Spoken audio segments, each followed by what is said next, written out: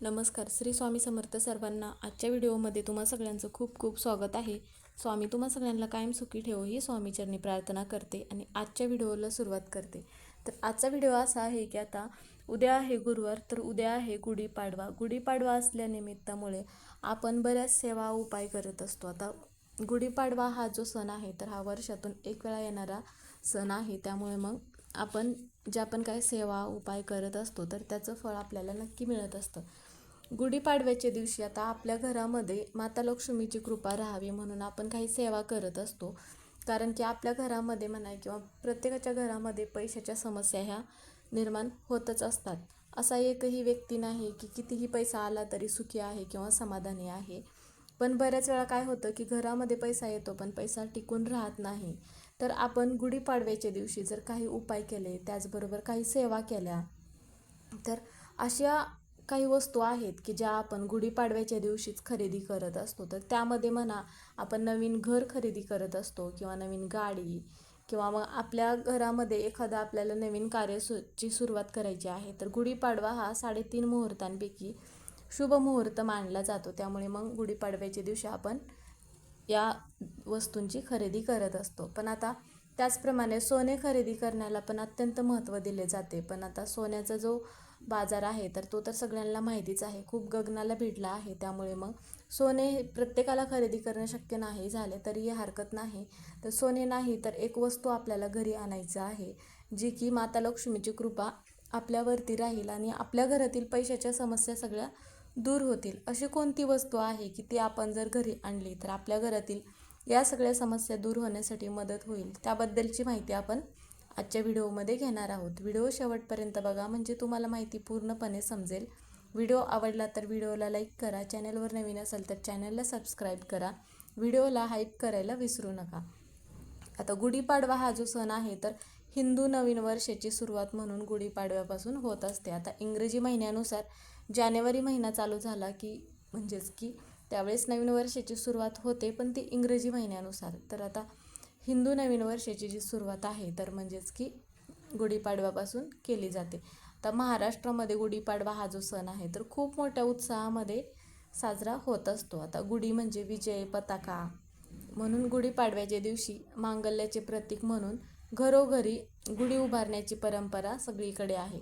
त्याचप्रमाणे घराबाहेर आपल्या रांगोळी काढणे, घर सजवणे अशी जी परंपरा आहे तर ती सगळीकडे आहे. गुढीपाडवा हा जो सण आहे तर हा आजचा दिवस म्हणजेच की गुढीपाडव्याचा दिवस 3.5 शुभ मुहूर्तांपैकी एक मानला जातो. म्हणून आपण ह्या ज्या वस्तू आहेत तर त्या वस्तू आपण खरेदी करत असतो. तर आता गुढीपाडव्याच्या दिवशी अशा काही वस्तू असतात की त्या आपण जर घरी आणल्या तर माता लक्ष्मीची कृपा आपल्यावरती राहते. तर आपल्याला काय करायचं आहे, गुढीपाडव्याच्या दिवशी सकाळी लवकर उठायचं आहे, स्नान वगैरे करून घ्यायचं आहे आणि घराची जी स्वच्छता आहे तर ती स्वच्छता करून घ्यायची आहे. दाराबाहेर छोटीशी का असे ना रांगोळी काढायची आहे आणि देवपूजा करून घ्यायचं आहे. देवपूजा करून झाल्यानंतर मग आपण गुढी उभारत असतो तर गुढी उभारायची आहे, गुढीची पूजा करायची आहे. म्हणजेच की तुमच्याकडे कोणत्या पद्धतीने गुढीपाडवा कोणत्या पद्धतीने साजरा करत असतील तसे मग तुम्ही गुढीपाडवा साजरा करू शकता आणि तशा पद्धतीने मग गुढी पण उभी करू शकता.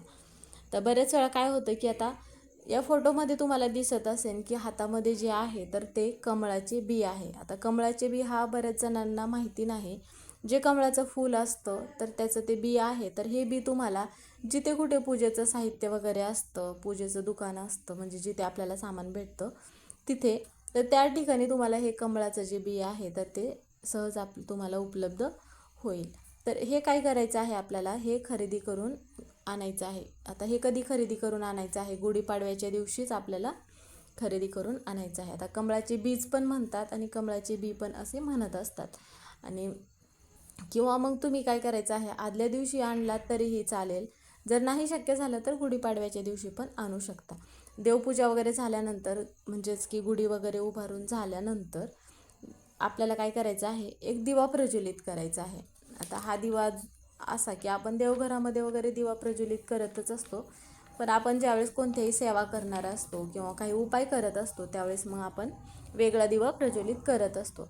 एक तामण घ्यायचं आहे म्हणजेच की एक ताट घ्यायचं आहे देवपूजेतलं आणि नंतर मग काय करायचं आहे आपल्याला, एका तामणामध्ये आपल्याला आपण जे कमळाचं बीज आणलं आहे तर ते एका तामणामध्ये ठेवायचं आहे आणि अभिषेक घालायचा आहे. आणि नंतर काय करायचं आहे, एक स्वस्तिक आपल्याला काढायचं आहे किंवा तुम्ही एखादी वेगळी प्लेट वगैरे घेऊ शकता. त्यामध्ये मग आपल्याला एक स्वस्तिक काढायचं आहे आणि त्यावरती अखंड तांदूळ आपल्याला अर्पण करायचं आहे.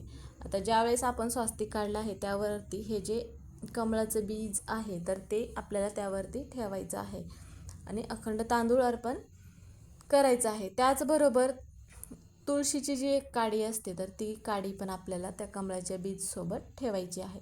या ज्या सगळ्या वस्तू आहेत तर त्याबरोबर आपल्याला 7 काळी मिरी त्यावरती ठेवायचं आहे आणि हळदी कुंकू आपल्याला अर्पण करायचं आहे.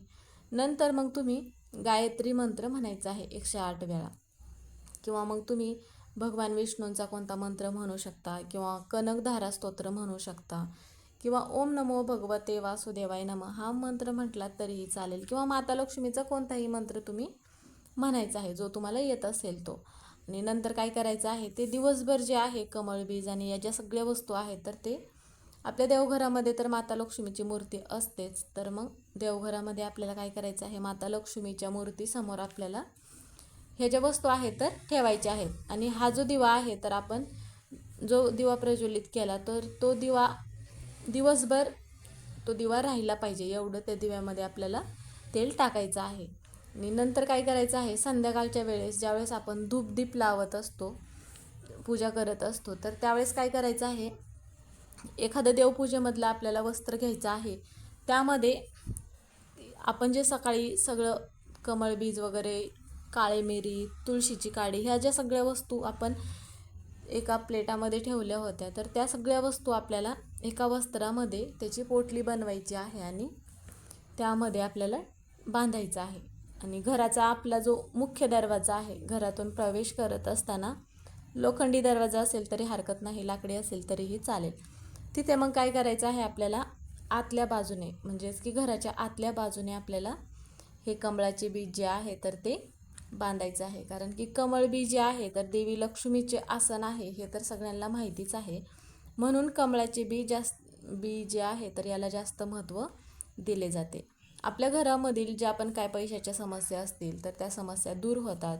म्हणून मग गुढीपाडव्याच्या दिवशी जर सोनं खरेदी करण्यापेक्षा ही जी वस्तू जर तुम्ही घरी आणलात आणि अशा पद्धतीची सेवा केलात आणि अशी पोटली बनवून तुम्ही तुमच्या घराच्या म्हणजेच की दरवाजाच्या आतल्या बाजूने बांधलात तर ह्या सगळ्या ज्या समस्या आहेत तर त्या दूर तर होतच असतात. माता लक्ष्मीची पण कृपा तुमच्यावरती, तुमच्या घरावरती कायम राहत असते. कारण की आपल्याला बऱ्याच वेळा काय होतं की अशी संधी पुन्हा पुन्हा येत नाही. गुढीपाडवा हा जो मुहूर्त आहे अत्यंत शुभ दिवस मानला जातो, त्यामुळे आपण या दिवशी कोणतीही सेवा केली किंवा कोणताही उपाय केला तर त्याचं फळ आपल्याला नक्की मिळत असतं. म्हणून मग अशा आपल्याला ह्या ज्या सेवा उपाय आहेत तर त्या आवर्जून करायचं आहे. आता महिलांना जर मासिक धर्म असेल तर त्यावेळेस मग हा उपाय करता येणार नाही. तर मग व्हिडिओ इथेच संपला. व्हिडिओ कसा वाटला कमेंट करून नक्की सांगा. तर तुम्हाला ही माहिती पूर्ण समजलीच असेल. कमेंटमध्ये ओम महालक्ष्मी नमः हे लिहायला विसरू नका. व्हिडिओ पूर्ण बघितल्याबद्दल धन्यवाद.